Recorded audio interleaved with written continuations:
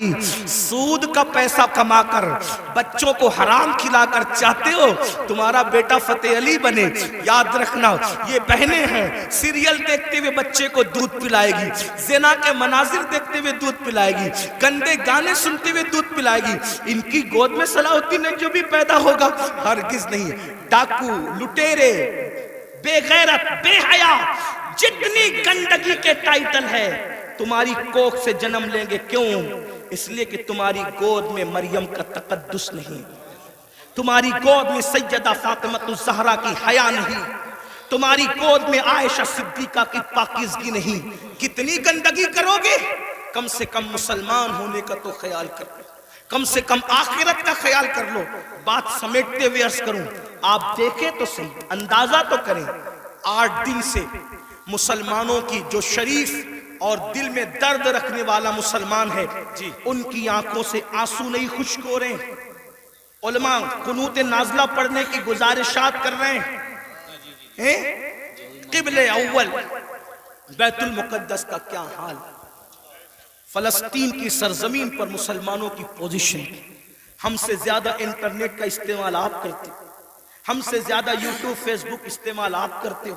دیکھو ان کے گھروں کا حال، غور کرو، سوچو، توجہ کرو۔ نہیں دیکھی وہ کلپیں؟ ایک ماں کے 2 بچے، دونوں شہید ہو گئے، اس کی گود اجڑ گئی۔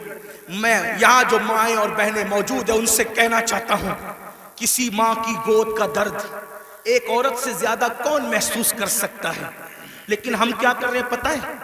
ہم اتنا بڑا کارنامہ انجام دے رہے ہیں اس میں، فلسطین کے مسلمانوں کے اس میں، کہ جو ویڈیو اور جو کلپیں اور فوٹوز آ رہے ہیں بس ایک دوسرے کو گروپ میں شیئر کر رہے ہیں، دیکھو یہ ہو رہا ہے، یہ ہو رہا ہے۔ ان کے لیے کیا کیا؟ ان کے دکھ میں کہاں شریک ہو تم؟ بتاؤ۔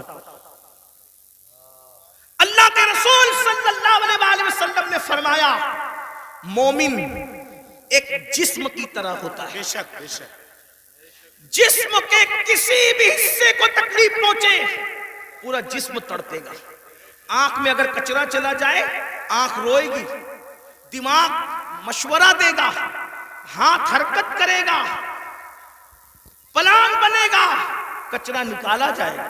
کوئی یہ کہے گا کہ نہیں، ہاتھ یہ نہیں کہے گا کہ مجھے تکلیف نہیں ہے میں کچھ نہیں کروں گا، دماغ کہے گا کہ مجھے کوئی پرابلم نہیں ہے میں کچھ نہیں کروں گا، مجھے کیا، میں تو نہیں۔ جب تک جسم میں جان ہے کوئی تک گزرو، پیر درد کر رہا ہے، آنکھ رو رہی ہے، دل دھڑک رہا ہے، حالانکہ آنکھ اور پیر میں کتنا فاصلہ ہے، ہاتھ بے چین ہو رہا ہے، دل کی دھڑکنیں تیز ہو رہی ہے، کب تک؟ جب تک جسم میں جان ہے۔ لیکن جان نکل گئی پھر اس کو مارو کاٹو کچھ بھی کرو، کوئی تکلیف ہوگی، کوئی درد ہوگا؟ نہیں ہوگا۔ تو جب تک مسلمانوں میں ایمان ہے کسی بھی مسلمان کو دنیا کے خطے میں تکلیف پہنچے گی وہ تڑپے گا، وہ بے چین ہوگا، وہ بلبلائے گا، وہ بلکے گا۔ آپ سے پوچھتا ہوں کیا دکھ میں شریک ہوئے؟ ہاتھ مت اٹھانا، لیکن اپنے آپ میں ڈوب کر سوچو کتنے مسلمان ہیں جنہوں نے فلسطینی مسلمانوں کے لیے اللہ کی بارگاہ میں رو رو کر دعا کی۔ جو قوم اتنی خود غرض ہو کہ وہ اپنے پڑوس میں رہنے والے بھائی کے دکھ پر نہیں روتا، وہ فلسطینیوں کے دکھ پہ کیا روئے گا؟ ان سے کوئی تمہارا رشتہ نہیں ہے؟ جن کی گود خالی ہو گئی، جن کے گھر ویران ہو گئے، آبادیاں قبرستانوں میں تبدیل ہو گئی، سوچو ان کے گھر کی چھت بھی ختم ہے، وہ بغیر چھت کے زندگی گزارے، جوان جوان عورتیں بیوہ ہو گئی ہیں، لاشیں اتنی لاشیں ہیں کہ پہچان نہیں ہو رہی ہے، دفن کرنے کے لیے جگہ کا معاملہ، کفن کا معاملہ۔ ایک لیڈیز کی 1 منٹ کی کلپ میرے کان میں آئی، میں پوری سن نہ سکا، تڑپ گیا۔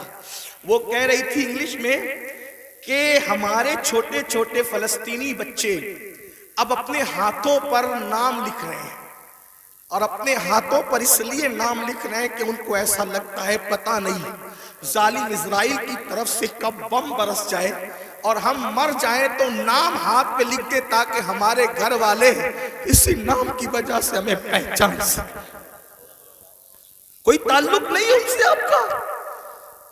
آج بھی مسلمان مسجد کو ویران کرتا رہے گا، آج بھی زنا کی فلم دیکھو گے تم، آج بھی چہرے سے داڑھی مڈا کر گٹر میں پھینکو گے تم، برا مت ماننا، وہ جس بہن کے دونوں بچے اس کی گود میں شہید ہو گئے، اگر اس بہن کی بجائے آپ کی بہن ہوتی تو بھی آج آپ ایسے ہی گناہ کرتے۔ اللہ،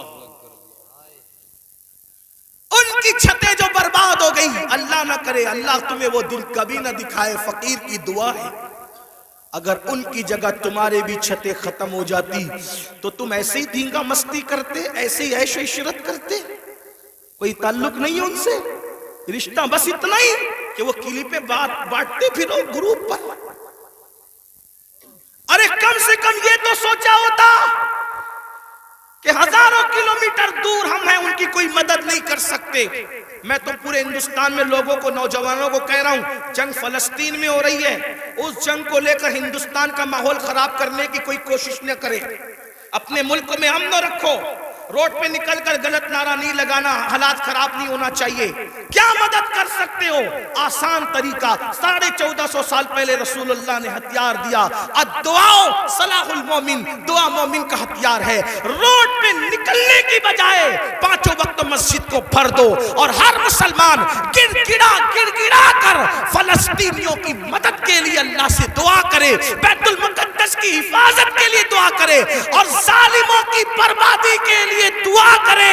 ہتھیاروں میں جتنی طاقت نہیں ہے اس سے زیادہ طاقت اللہ نے مسلمانوں کی دعا میں رکھی ہے۔ انشاءاللہ تم گڑ گڑاؤ گے، گناہ سے توبہ کرو گے، دعا کرو گے، انشاءاللہ فلسطینیوں پر اللہ کی مدد نازل ہوگی، بیت المقدس کی حفاظت ہوگی، ظالم کیفر کردار تک پہنچے گا۔ لیکن بڑی معذرت کے ساتھ نہیں آتے ہو نا، مسجد کی طرف نہیں آتے ہو، سب طرف جانا چاہتے ہو، مسجد کی طرف نہیں آتے ہو، پھر کہتا ہوں کتے سے سیکھ لیا ہوتا، جب کوئی کتے کو ڈنڈا مارتا ہے تو کتا چلاتے ہوئے کسی اور کے دروازے پہ نہیں جاتا، کتا چلاتے ہوئے اپنے مالک کے دروازے پہ آتا ہے۔ کتے کو پتا ہے کوئی مار رہا ہے، اگر مار سے مجھے کوئی بچا سکتا ہے تو میرا مالک ہی بچا سکتا ہے۔ مسلمانوں، دنیا تمہیں اتنا پیٹ رہی ہے، دنیا تمہیں اتنا لوٹ رہی ہے، کتا پٹنے کے بعد مالک کی چوکھٹ پہ آ جاتا ہے، تم انسان ہو کر کب آؤ گے مالک کے دروازے پر؟ اللہ کے دروازے پہ کب آؤ گے؟ یاد رکھنا، کل بھی اپنے مسائل کا حل اللہ کی چوکھٹ پہ تھا، خدا کے در پہ تھا، آج بھی اپنے مسائل کا حل اللہ کی بارگاہ میں ہے۔ پلٹ آؤ اللہ کی طرف، کہیں پناہ نہیں ملے گی، پناہ ملے گی تو اسی کی بارگاہ میں ملے گی، رجوع ہو جاؤ اس کی طرف۔ گناہ کر کے نہ کسی کو عزت ملی ہے نہ آپ کو عزت مل سکتی ہے۔ مجھے پتا ہے ان ہزاروں جوانوں میں کچھ ایسے سعادت مند چہرے مجھے نظر آ رہے ہیں جن کے دلوں میں واقعی امت کا درد ہے، قوم کا درد ہے، وہ پلٹیں گے، وہ توبہ کریں گے، وہ نادم ہوں گے۔ ہاں میری قوم کے جوانوں، ضرور یاد رکھو، ہر دروازے پہ جا کر کے اگر انسان جرم کا اعتراف کرتا ہے، دنیا کی عدالتوں کا دستور ہے جہاں پر جرم کو قبول کر لو تو عدالتیں سزا سناتی ہے۔ ایک میرے اللہ کی عدالت ہے، وہاں جرم قبول کر لو تو سزا نہیں سنائی جاتی بلکہ معاف کر دیا جاتا ہے۔ ہر جگہ کا دستور ہے کہ اگر جرم قبول کر لو تو لوگ ذلیل کرتے ہیں، یہ میرے اللہ کی شان ہے۔ جرم قبول کر لو تو یحب التوابین کا خوبصورت تمغہ گلے میں ڈال دیا جاتا ہے اور محبوب بنا لیا جاتا ہے۔ تو آؤ نا میرے بھائیو، اللہ سے دور کیوں ہو؟ وہ اللہ جس کا فرمان ہے کوئی میری طرف چل کے آتا ہے تو میری رحمتیں اس کی طرف دوڑ کر جاتی ہے۔ یاد رکھنا، لڑکا لڑکی کے ناجائز تعلقات میں کوئی لطف نہیں ہے، یہ توائی ہے۔ آؤ اللہ سے تعلق جوڑیں، کیا بات، آؤ اس کے قریب ہو جائیں۔ میں نے تو یہ بزرگوں سے سنا بھی اور محسوس بھی کیا، سب سے تعلق جوڑنا مشکل ہے۔ توجہ ہے؟ کیا بات جی حضرت۔ رضا نگر رامپور والوں توجہ ہے، گرد نواز سے آنے والے، سب سے تعلقات بنانا مشکل ہے۔ سب سے آسان اگر کسی سے تعلق بنانا ہے تو اللہ سے۔ جلدی ناراض نہیں ہوتا، توجہ، جلدی ناراض نہیں ہوتا، جلدی راضی ہو جاتا۔ رب کو منانا بہت آسان ہے، لیکن یہ میری قوم کی جفاکاریوں کا ماتم کون کرے؟ سب کو منانا چاہتے ہیں، رب کو نہیں منانا چاہتے، کیونکہ رب کی ناراضگی کی ان کے پاس اہمیت کیا ہے؟ سیٹ ناراض نہیں ہونا چاہیے، بیوی ناراض نہیں ہونا، حتیٰ کہ جن بچوں کو ہم نے پیدا کیا، جو ہم سے وہ بچے ناراض نہیں ہونا چاہیے۔ بچے کہے بیٹا ابا کھلونا لے کر آنا، بھول گئے تو کہتے بیٹا سوری، سوری بیٹا نہیں لا سکا، بھول گیا نا، کل لائیں گے، اس سنڈے نہیں لے کر کے چلے تفریح کے لیے۔ ہم بھی 50 بار سوری بول چکے اپنے بچوں کو، اس لیے کہہ رہا ہوں۔ ہاں لیکن آپ سے پوچھتا ہوں، اپنے چھوٹے چھوٹے بچوں کو منانے کی فکر ہے، وہ یار وہ رب، اب ذرا غور کرو اس کی نعمت پہ غور۔ چلے بات میں ختم کرنے لگا تھا، لیکن ایک بات بہت سوچنے کی ہے۔ جی حضرت، اس کی نعمتوں پہ غور کرو۔ اللہ تعالیٰ پیدا ہونے سے لے کے مرے دم تک ہمیں آکسیجن دیتا ہے، اپنے گھر پہ کیا بل آتا ہے مہینے کا؟ کسی گھر بھیجا اللہ پاک نے کوئی بل بھیجا؟ کچھ مانگا اللہ نے؟ اگر 8 گھنٹے ڈاکٹر آکسیجن لگائے نا تو اتنا لمبا بل آتا ہے کہ انسان سوچنے لگتا ہے کہ میں کہاں چلا گیا تھا۔ یہی ہے نا جی، ڈاکٹر نے 8 گھنٹے کی آکسیجن دی تو ہزاروں وصول کر لیا، ہے نا؟ اللہ تعالیٰ نے پوری زندگی آکسیجن ہمیں فری میں، کچھ مانگا؟ بولو تو کچھ مانگا اللہ نے؟ مجھے بتاؤ تو صحیح، کچھ مانگا اللہ نے؟ کچھ نہیں۔ یہ زمین اللہ نے دی ہے چلنے کی، آسمان کا سائبان۔ میرے بھائی جب سوتے ہو نا تو یہ کیڑے مکوڑے ہمارے ناک اور کان میں نہیں جاتے۔ 99% لوگوں کے کان میں کیڑے مکوڑے، حالانکہ کیڑے کی فطرت ہے کہ جب سوراخ دیکھے گا تو اس میں گھس جائے گا۔ کیوں نہیں جاتے پتہ ہے؟ 60 فرشتے ہر انسان پر اللہ نے حفاظت کے لیے مقرر کر رکھا ہے۔ ناک اور کان میں کیڑے بھی نہ جائے میرا اللہ بچاتا ہے۔ سوچو تو صحیح نہیں، غور کرو۔ گھر سے نکلتے ہو نا اللہ کا نام لے کر، 2 فرشتے حفاظت کے لیے مقرر کرتا ہے جب تک گھر پر لوٹ نہیں جاتے۔ ماں کے سینے میں دودھ کس نے پیدا کیا؟ پیدا ہونے سے پہلے اللہ نے، اور سینے میں دودھ پیدا کرنے کے بعد ماں کے دل میں ممتا بھی پیدا کی کہ اس کو پلا۔ اگر اللہ نفرت پیدا کرتا تو درجنوں عورتیں ایسی ہیں جو اپنے بچوں کو چھوڑ کے ہاسپٹل میں بھاگ گئی۔ اگر ہماری ماں بھی چھوڑ کے بھاگ گئی ہوتی تو عزت کے ساتھ ایسے بیٹھتے یہاں؟ تو اس ماں کے دل میں کس نے پیار دیا؟ خود سردی میں ہمارے پیشاب پہ سوتی رہی اور ہمیں گرم بستر پہ سلایا، کس نے پیار دیا اس کے دل میں؟ اللہ نے۔ کھڑے ہونے کی طاقت کس نے دی؟ جاؤ لنگڑوں سے پوچھو پیر کی قیمت کیا ہوتی ہے، جاؤ پوچھو۔ جتنی بے وفائی کرنا ہے میرے اللہ کے ساتھ کر لو، ایک دن اللہ کی عدالت ہے۔ اندھوں سے پوچھو آنکھ کی قیمت کیا ہوتی ہے۔ اگر اللہ آنکھ چھین لے اربوں خربوں روپے بھی دے کر کے تم اخیارے نہیں ہو سکتے۔ اسی کی دی ہوئی آنکھوں سے اسی کی نافرمانی اس کے نبی کے دل پہ کیا گزرتی ہوگی؟ سوچو تو صحیح، جا کر کے پوچھو زبان کی قیمت کیا ہوتی ہے، جس کی آواز نہیں نکلتی، جس کو منہ نہیں ہے، اتنی ساری نعمتیں لے کر بیٹھے ہو، پھر اس سے بے وفائی۔ اقبال نے کہا تھا بتوں کو تجھ سے امید، بتوں سے تجھ کو امیدیں، خدا سے نامی دی، مجھے بتا تو صحیح اور کافری کیا ہے؟ کفر کس چیز کا نام ہے؟ کہتے ہو اللہ نے ہمیں دیا کیا؟ میں نے کہا لگا قیمت آنکھ کی، لگا قیمت کان کی، لگا قیمت زبان کی، لگا قیمت کڈنیوں کی، لگا قیمت خون کی۔ ارے جن کو ڈائلیسس کیا جاتا ہے ان کو کتنے روپے ہر مہینے خرچ کرنے ہوتے ہیں، میرا اللہ روزانہ تازہ خون پیدا کرتا ہے۔ کچھ مانگتا ہے اس کے عوض میں؟ کچھ نہیں مانگتا، پھر بھی اس سے بے وفائی۔ کب تک ادھر ادھر بھٹکتے رہو گے؟ موت ہے۔ کب تک اس سے جفا کرو گے؟ موت ہے۔ کب تک اس کو ناراض کرو گے؟ موت ہے۔ میرے بھائیوں اتنا سوچو، دنیا میں اتنا دیا ہے، آخرت میں کتنا دے گا؟ وفادار تو بن کے دیکھ، وفادار تو بن کے دیکھ۔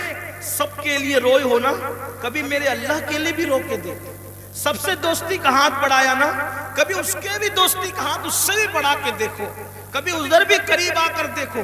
میں پورے یقین سے کہہ رہا ہوں، جس دن تم اس کے ہو جاؤ گے، تمہیں کسی کی دعا کی ضرورت بھی نہیں پڑے گی، تم خود جس کے سر پہ ہاتھ رکھ دو گے اس کی قسمت بدل جائے گی۔ جس کے گھر میں تم جا کے بیٹھ جاؤ گے برکتوں کا نزول ہوگا۔ اس کے ہو کے تو دیکھو، آسان ہے اس کا بننا۔ گناہ سے نکلو، توبہ کرو، اللہ کو مناؤ، اللہ کو گڑ گڑاؤ، اللہ کی بارگاہ میں گڑ گڑاؤ، آہو بکا کرو۔ سب کے لیے رو چکے، اس کے لیے رو کے دیکھو کتنا سکون ملتا ہے۔ سب کے پاس گڑ گڑا چکے، اس کے پاس گڑ گڑا کے دیکھو کتنا قرار ملتا ہے۔ سب کے یہاں عرضیاں لگا چکے، اس کی بارگاہ میں عرضیاں لگا کر کے دیکھو۔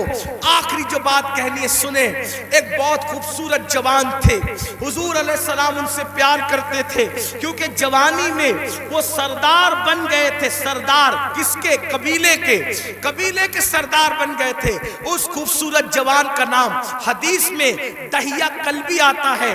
بنو کلب کے سردار تھے، دہیہ نام تھا، دہیہ کلبی۔ حضور کی تمنا تھی یہ جوان سدھر جائے، یہ جوان، حضور جوانوں سے بہت پیار کرتے تھے اور جوانوں کے سدھرنے پہ حضور کو بڑی خوشی ہوتی تھی۔ اور حضور علیہ السلام جن جوانوں کے پیچھے کام ہوتی تھی ان جوانوں کے لیے بہت دعائیں بھی کرتے تھے، اس لیے کہ جوان جوان ہوتا ہے۔ حضور کی خاص توجہ جوانوں کی طرف تھی۔ دیکھو حضور علیہ السلام کے صحابہ حضور کے پردہ فرمانے کے تقریباً آدھی صدی تک کے لوگوں کی رہنمائی کرتے رہے، بلکہ پونا صدی تک۔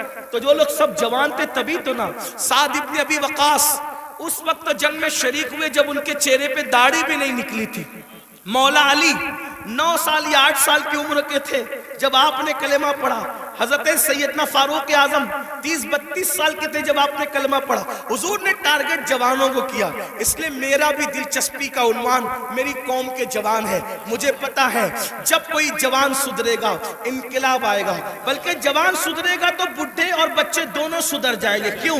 کیونکہ جب جوان بیٹا مسجد جائے گا، جوان بیٹا مسجد جائے گا تو بوڑھا تو شرم کے مارے مسجد آنا ہی ہے کہ وہ سدھر گیا، اب میرے پیر قبر میں لٹک رہے، میں گھر میں کیسے بیٹھوں؟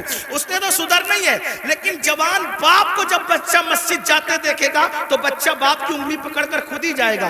تو ایک جوان سدھار دو، گھر کے دو خود ہی سدھر جائیں گے۔ اس لیے اقبال نے بھی جوان کو ٹارگٹ کیا، کہتے نہیں تیرا نشیمن قصر سلطانی کے گنبد پر، نہیں تیرا نشیمن قصر سلطانی کے گنبد پر، تو شاہی ہے بسیرا کر پہاڑوں کی چٹانوں میں۔ اور عقابی روح جب بیدار ہوتی ہے جوانوں میں، نظر آتی ہے ان کو اپنی منزل آسمانوں میں۔ چھوڑ دو گناہ، اگر جوانی میں گناہ چھوڑ دو گے اللہ کے محبوب بن جاؤ گے، اللہ کے مقبول بن جاؤ گے۔ جوانی میں گناہ چھوڑ دو گے، توبہ کرو گے، جنت میں رسول اللہ کا پڑوس نصیب ہوگا۔ اگر جوانی میں گناہ چھوڑ دو گے اللہ بڑھاپا عزت سے بھرپور کر دے گا۔ جو لوگ جوانی میں گناہ چھوڑتے ہیں اللہ انہیں عزت والا بڑھاپا عطا کرتا ہے، وقار والا بڑھاپا عطا کرتا ہے۔ تو یاد رکھیے، اور پھر یہ سب کے سب جوان، مجھے بہت خوشی ہوتی ہے کاش کہ یہ جوان، میں آپ کو یہ نہیں، دیکھیے ایک مشورہ دیتا ہوں علماء کرام، اگر میں غلطی کروں تو میری اصلاح کریں۔ میں آپ کو لباس بدلنے کے لیے نہیں کہہ رہا ہوں، آپ کوئی لباس پہنیے شریعت کی حد میں رہ کر، توجہ، شریعت کی حد میں رہ کر آپ کوئی لباس پہنے۔ آپ کو میں دل بدلنے کے لیے کہہ رہا ہوں، کردار بدلنے کے لیے کہہ رہا ہوں۔ ہمارے یہاں لباس، جبے کبے کرتے کی وہ اہمیت نہیں ہے جو خشیت ربانی کی اہمیت ہے۔ لباس کوئی ہو، دل خوف اور خشیت والا ہو، سر پہ امامہ ہو یا نہ ہو، لیکن کردار متاثر کرنے والا ہو۔ کھانے سے پہلے آپ کی طبیعت میں نمک چکھنے اور نہ چکھنے کی طرف دلچسپی ہو یا نہ ہو، میں سنت کو حقیر نہیں سمجھ رہا ہوں، واللہ کبھی نہیں، لیکن آپ سے کہہ رہا ہوں آپ کی طبیعت میں کھانے سے پہلے نمک چکھنے پہ دلچسپی ہو یا نہ ہو، لیکن عشق رسول کی لذت کی طرف آپ کی دلچسپی ضرور ہونا چاہیے۔ اہمیت اس طرف ہے چہرے سنوارنے کی بجائے کردار سنوارو. اپنے سروں کی ٹوپیاں خوبصورت کرنے کی بجائے اپنے کردار کو خوبصورت کرو. اگر کوئی 2 گھنٹہ بس میں تمہارے بازو میں سفر کر لے تو وہ کتنا بھی کٹر متعصب ہو, اس کی فکر بدل جانا چاہیے. اور جب وہ کسی اپنے سے ملے تو کہہ کے ملے, میں بھی کسی مسلمان کے ساتھ سفر کر چکا ہوں. لوگ جو کہتے ہیں مسلمان ایسے نہیں ہوتے, بلکہ مسلمان تو ایسے ہوا کرتے. ایک بات مجھے یاد آئی, بات آگے بڑھانے سے پہلے ایک بات. ایک بس میں ایک مسلمان سفر کر رہا تھا, تو جو کنڈکٹر ہوتا ہے تو وہ اس نے جان بوجھ کر ٹکٹ لینے والے مسلمان کو کچھ پیسے زیادہ دے دی, جان بوجھ کر. توجہ کرنا, لوگ لوگ ہماری کتابوں کی اسٹڈی نہیں کر رہے ہیں, لوگ ہم سے اسلام سیکھنا چاہ رہے, سمجھنا چاہ رہے. اگر آپ اس نیت سے سدھر کے رہو, آپ اس نیت سے سدھر کے رہو کہ کم از کم میری وجہ سے کوئی اسلام سے بدظن نہیں ہونا چاہیے, یہ سوچ کے سدھر جاؤ میرے بھائی.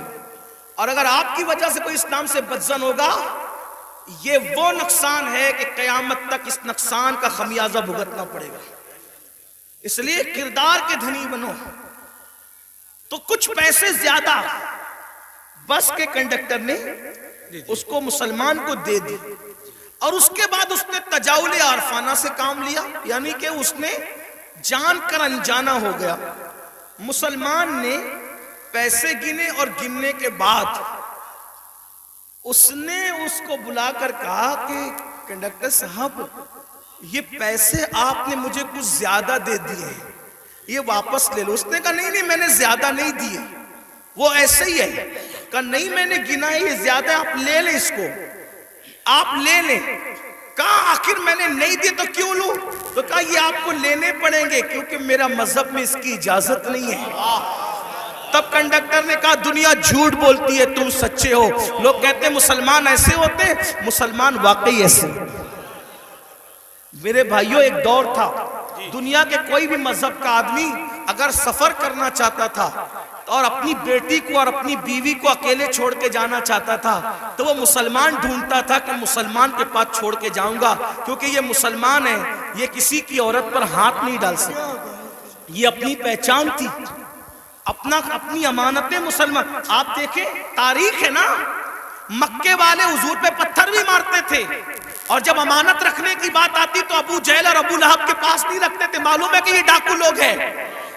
پتھر جس کو مار رہے ہیں اسی کے پاس اپنی امانت رکھنے کے لیے آ رہے ہیں, کیونکہ جانتے ہیں کہ یہ محمد الرسول اللہ صادق بھی ہے, امین بھی ہے, یہاں سے ہماری امانت میں خیانت نہیں ہو سکتی. اور حضور نے کیا تاریخی طور پر دنیا کے سامنے ثابت کیا, ہجرت کے لیے جا رہے ہیں تو امانتیں لے کے نہیں جا رہے ہیں, اپنے بھائی کی جان کو خطرے کی جگہ پہ سلا کر کے کہتے علی سو جانا, صبح اٹھ کر کے سب کی امانتوں کو لوٹانا, پھر آ کر کے ہم سے ملاقات کرنا. دیکھ رہے ہیں آپ, یہ ہوتا ہے کردار, یہ ہوتا ہے کہ اسی لیے بدر میں جو کافر آئے تھے مکے کے گنڈے, وہ حضور سے آنکھیں نہیں ملا سکے. کیوں؟ کیونکہ حضور ان کی امانتیں لے کر نہیں بلکہ امانتیں ادا کر کے بتایا کہ دشمن جان کا دشمن بھی ہو اس کی امانت میں بھی خیانت مت کرو. اور آج تو مسلمان کا حال یہ, لوگ مسجد مدرسے کی رقم آج نہیں چھوڑنا چاہتے. یہ حالات سب ایسے نہیں ہوتے. لوگ جو ہے وہ ابھی سننے میں آتا ہے حج کا پیسہ لے کے بھاگ گئے, عمرہ کا پیسہ لے. مسلمانوں کچھ تو خیال کرو, کیا بات ہے, حج عمرہ کا پیسہ لوگ جو روپیہ 2 روپیہ جوڑ کر کے, غریب لوگ کیسے جوڑتے ہیں, لوگ لے کر کے بھاگ جاتے. سوچو تو صحیح نا, انداز تو کریں, کتنا گرے گا انسان, کوئی حد ہے گرنے کی. ایک وقت تو وہ تھا اور ایک وقت یہ ہے. لوگ امانتیں ہمارے پاس رکھتے تھے, بیویاں بچیاں ہمارے پاس چھوڑ جاتے تھے, یہ خیانت نہیں کریں گے. اور آج مسلمانوں کے محلوں میں لوگ گھر نہیں لیتے, یہ حال ہے. تو چلے بات کو میں سمیٹ رہا تھا, کیا عرض کر رہا تھا کہ حضور کی تمنا تھی کہ دہیا کلبی مسلمان ہو جائے, جی, کیونکہ دہیا قبیلے کے سردار تھے. حضور نے دعا بھی کی, اللہ تعالیٰ دہیا کو ایمان کی دولت عطا. دہیا آئے تھے بڑے خوبصورت. دہیا قلبی جب آئے تو حضور نے ان کی تالیف قلبی کے لیے چادر بچھا دی. دہیا نے چادر اٹھائی، عرض کی آقا میں اس چادر پہ بیٹھنے کے قابل نہیں ہوں، اور پھر عرض کی آقا میں تو کلمہ پڑھنے آیا ہوں، غلاموں میں شامل ہونے آیا ہوں۔ حضور خوش ہو گئے، فرمایا کلمہ پڑھ لو؟ کا نہیں حضور ایک عرض کرنا ہے کہ میں نے اپنے قبیلے کی 500 لڑکیوں کو اپنے ہاتھوں سے دفن کیا زندہ، تو جو 500 لڑکیوں کا قاتل ہو وہ کلمہ پڑھے گا تو کیا اس کے گناہ معاف ہو جائیں گے؟ اس کے گناہ معاف ہو جائیں گے؟ حضور نے سر جھکا لیا، جبریل آئے، یا رسول اللہ، اللہ سلام فرماتا اور کہتا ہے بولو اس کو کہ پڑھ لے ایک مرتبہ لا الہ الا اللہ محمد الرسول اللہ۔ صرف 500 لڑکیوں کا قتل ہی نہیں، اور بھی کچھ کیا ہے تو سب معاف ہو جائے گا۔ حضور نے کہا پڑھ لا الہ الا اللہ، جو کلمہ پڑھتا ہے لا الہ الا اللہ، اللہ کلمہ پڑھنے سے پہلے کے سارے جرائم معاف کر دیتا ہے۔ دہیا نے کلمہ پڑھا، حضور رونے لگے۔ صحابہ نے پوچھا حضور خوشی کا مقام ہے کیوں روتے ہیں؟ آقا فرماتے کافر کلمہ پڑھے تو سب مٹ جائے، اگر مومن یہ کلمہ پڑھے تو خدا اسے کیا مقام عطا فرمائے گا۔ تو اللہ کے بندوں توبہ کرو، اللہ کی طرف آؤ۔ اللہ پاک سے دعا ہے اللہ سب سے پہلے مجھے آپ کو عمل کی توفیق دے، جہنم سے خود بچو، جہنم سے بچانے کی کوشش کرو۔ گفتگو کے درمیان کوئی غلطی ہو تو اللہ تعالیٰ معاف کرے۔ استغفر اللہ ربی من کل ذنب واتوب الیہ۔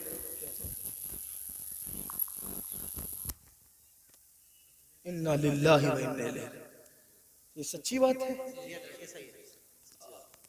دیکھیے قیامت کی نشانیوں میں سے ایک نشانی یہ بھی ہے کہ اللہ کے نیک بندے ہم سے اٹھتے جائیں گے، علماء ربانیین اٹھتے جائیں گے۔ بریلی شریف میں سلسلہ نقشبندیہ کی ایک عظیم خانقاہ کے سجادہ نشین حضرت پیر ثقلین میاں صاحب اس دار فانی سے کوچ کر گئے۔ انا للہ و انا الیہ راجعون۔ آپ سب حضرات ایک مرتبہ سورہ فاتحہ پڑھ لیں، 3 مرتبہ قل اللہ شریف پڑھیں، ان کی اور کل امت محمدیہ کی روح کو ایصال ثواب کریں، ان کے لیے مغفرت کی دعا کریں۔ اللہ تعالیٰ ان کی بے حساب مغفرت فرمائے، ان کے درجات بلند فرمائے، ان کے جانے سے اہل سنت میں جو خلا واقع ہوا اللہ تعالیٰ اس کو پور فرمائے، اور جتنے بھی علماء مشائخ سادات علماء موجود ہیں اللہ سب کو صحت سلامتی کے ساتھ عمر نوح عطا فرمائے۔ ایک بار سورہ فاتحہ 3 بار قل اللہ شریف۔